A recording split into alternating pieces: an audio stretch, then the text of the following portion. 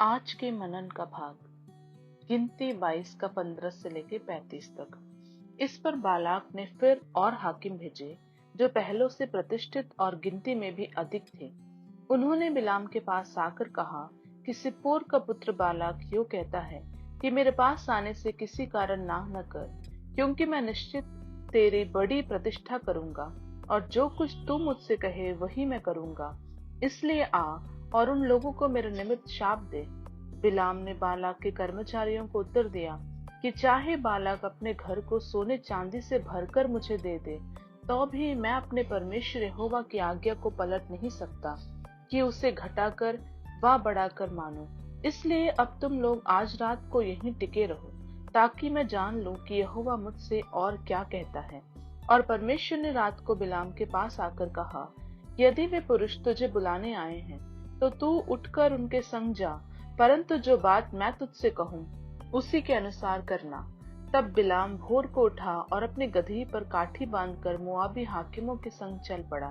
और उसके जाने के कारण परमेश्वर का कोप भड़क उठा और यहोवा का दूत उसका विरोध करने के लिए मार्ग रोक कर खड़ा हो गया।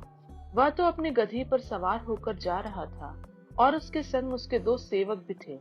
और उस गदही को यहोवा का दूत हाथ में नंगी तलवार लिए हुए मार्ग में खड़ा दिखाई पड़ा। तब गदही मार्ग छोड़कर खेत में चली गई। तब बिलाम ने गदही को मारा कि वह मार्ग पर फिर आ जाए। तब यहोवा का दूत दाख की बारियों के बीच की गली में, जिसके दोनों ओर बारी की दीवार थी, खड़ा हुआ।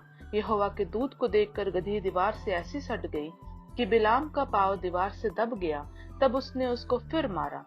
तब यहोवा का दूत आगे बढ़कर एक सकेत स्थान पर खड़ा हुआ, जहां न तो दाहिनी ओर हटने की जगह थी और न बाईं ओर। वहां यहोवा के दूत को देखकर गदही बिलाम के लिए दिए बैठ गई। फिर तो बिलाम का कोप भड़क उठा और उसने गदही को लाठी से मारा। तब यहोवा ने गदही का मुंह खोल दिया और वह बिलाम से कहने लगी, मैंने तेरा क्या किया है कि तूने मुझे 3 बार मारा। बिलाम ने गदही से कहा, यह कि तूने मुझसे नटखटी की। यदि मेरे हाथ में तलवार होती तो मैं आज तुझे अभी मार डालता। गदही ने बिलाम से कहा, क्या मैं तेरी वही गदही नहीं जिस पर तू जन्म से आज तक चढ़ता आया है? क्या मैं तुझसे कभी ऐसा करती थी? वह बोला, नहीं। तब यहोवा ने बिलाम की आंखें खोली और उसको यहोवा का दूत हाथ में नंगी तलवार लिए हुए मार्ग में खड़ा दिखाई पड़ा। तब वह झुक गया और मुंह के बल गिर के दंडवत की। यहोवा के दूत ने उससे कहा, तूने अपने गदही को 3 बार क्यों मारा? सुन, तेरा विरोध करने को मैं ही आया हूँ, इसलिए कि तू मेरे सामने उल्टी चाल चलता है। और यह गदही मुझे देखकर मेरे सामने से 3 बार हट गई। जो वह मेरे सामने से हट न जाती तो निसंदेह मैं अब तक तुझको मार ही डालता, परंतु उसको जीवित छोड़ देता। तब बिलाम ने यहोवा के दूत से कहा, मैंने पाप किया है। मैं नहीं जानता था कि तू मेरा सामना करने को मार्ग में खड़ा है। इसलिए अब यदि मुझे बुरा लगता है तो मैं लौट जाता हूँ। यहोवा के दूत ने बिलाम से कहा, इन पुरुषों के संग तू चला जा, परंतु केवल वही बात कहना जो मैं तुझसे कहूंगा। तब बिलाम बालाक के हाकिमों के संग चला गया। आप सबको जय मसीह की।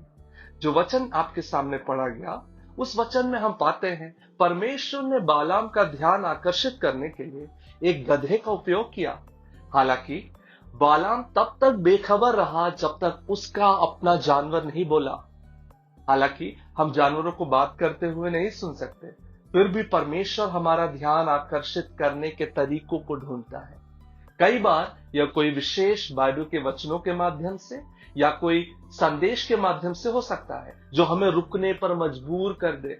परमेश्वर के संकेत विभिन्न रूपों से आते हैं, जैसे बीमारी, वित्तीय असफलताएं, त्रासदियां, निराशाएं, हानि, कठिनाइयां या असफलताएं। स्थिति चाहे जो भी हो, प्रभु हमारी प्रतिक्रिया पर नजर रखता है। हमें प्रार्थना में उसे खोजने में तत्पर रहना चाहिए, उस पर अपना पूरा ध्यान देना चाहिए। अक्सर हम अपनी परिस्थितियों में व्यस्त हो जाते हैं और उसके हस्तक्षेप को पहचानने में असफल हो जाते हैं। इसलिए अगली बार जब प्रभु आपके जीवन में किसी भी तरह से बाधा डाले, तो उस परिस्थिति आपको उसकी ओर मुड़ने और उसका मार्गदर्शन लेने की याद दिलाए। प्रभु आप सबको आशीषित करें।